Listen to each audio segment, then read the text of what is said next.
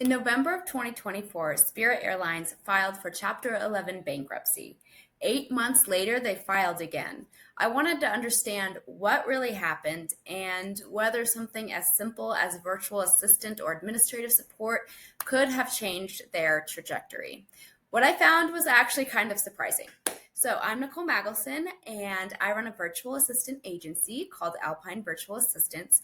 But don't worry, this video isn't a sales pitch for virtual assistants. I was genuinely curious. When a company like Spirit fails, how much of it is really unavoidable and how much of it comes down to operational decisions that really could have made a difference? I dug into the court filings, I dug into the financial reports and the public data, and here's what I found. First, here's what actually happened. Let me walk you through the timeline using Spirit's own SEC filings. According to NPR's reporting on their bankruptcy filing, Spirit had lost more than $2.5 billion since the start of 2020 and then carried $2.4 billion in long-term debt. But here's where it gets kind of interesting. CNN reported that Spirit posted $1.2 billion net loss last year, with troubles compounding by the collapse of the $3.8 billion merger with JetBlue Airways. That blocked merger was massive. When federal regulators killed the JetBlue deal on antitrust grounds, Spirit lost their escape route. Their first bankruptcy in November of 2024 tried to fix things. According to their own press release, they equitized approximately $795 million of funded debt, but clearly it wasn't enough, and they filed again 8 months later. Here's what numbers aren't showing. While researching this, I started noticing something in the customer complaint data that the financial reports didn't capture, and that's the operational chaos. I pulled the Department of Transportation's complaint requirements, which state that airlines must acknowledge consumer complaints within 30 days and then send written responses within 60 days. That's the legal minimum.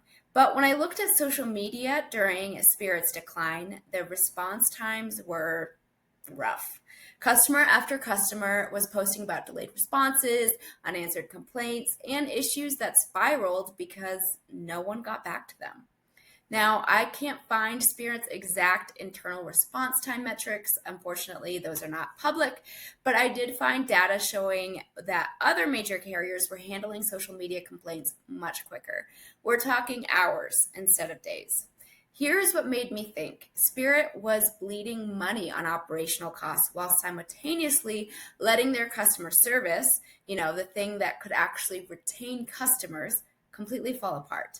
I wanted to get specific, so I broke down where administrative support could have realistically made a difference. The first way is customer service response times. Think about the math here. So if Spirit operates in 50 plus markets, if each market has even 50 unresolved complaints per week that are sitting unanswered, that's probably about 2,500 frustrated customers that are broadcasting their experiences online. One VA can't realistically handle that volume, but a small team of US-based VAs spread across the different time zones can. At around 35 to 40 per hour when working with an agency who's going to provide you with vetting and with the fill-in support so that you never need to worry about having to fill in those gaps yourself, it is still dramatically leaner than hiring multiple full-time in-house customer service managers. And here's the kicker. With VAs in different US time zones, you're not limited to one single person's 9 to 5. You can stretch customer support coverage across 12 to 14 hours per day, which is going to keep response times short and frustrations low.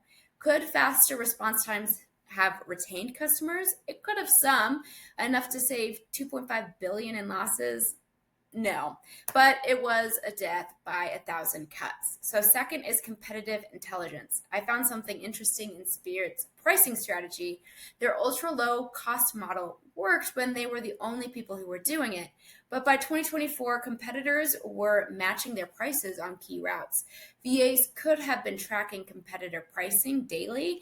That task is really tedious, but it is crucial. So when Frontier drops prices on Fort Lauderdale to Denver route, you need to know immediately, not in next quarter's report.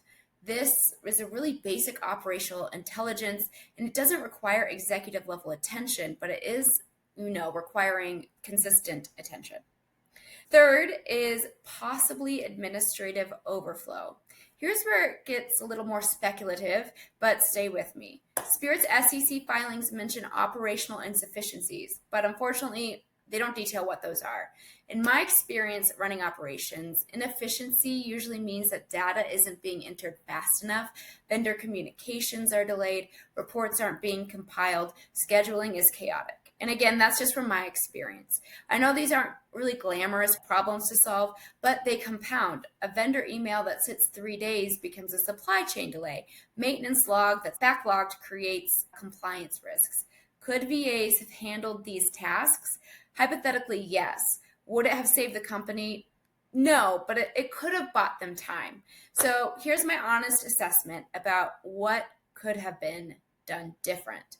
And let me be clear about what I found. Unavoidable problems were there. The $3.8 billion JetBlue merger being blocked by federal regulators was not savable by administrative support.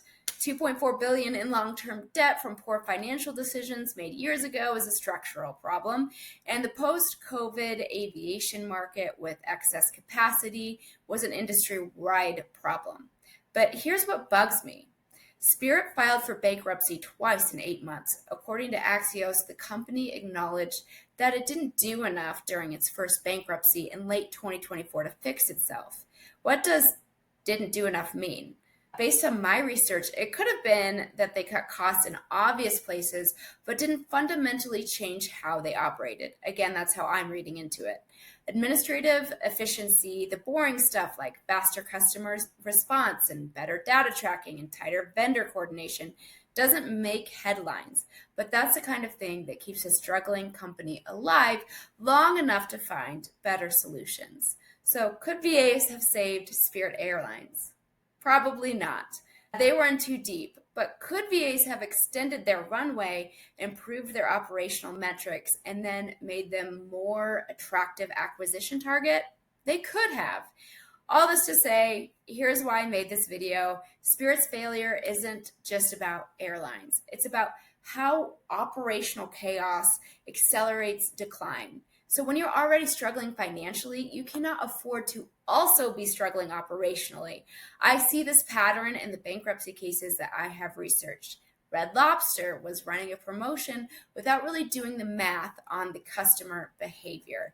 Toys R Us was letting their stores deteriorate while online competitors surged. And Big Lots was expanding into furniture right as the housing market slowed. These aren't just strategic failures, they're operational failures. Someone needed to be tracking the data, to be monitoring the competition, and be responding to customers and coordinating vendors. So I know that's not CEO work, but it is critical work. And the companies that survive are often the ones that figure out how to do all of that critical work efficiently, whether that's through VAs or maybe automation, or it could be better systems. Spirit Airlines filed for bankruptcy twice because they had insurmountable debt and they lost their merger lifeline. That's the headline. But operational chaos, the slow responses, the missed insights, the administrative backlog, that made their situation worse than it had to be. I can't say that VAs could have saved them. The data really does not support that claim at all.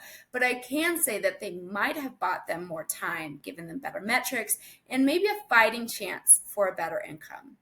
If you found this analysis helpful, please subscribe. I'm trying to understand why companies actually fail, not just the press release version. Thank you for watching.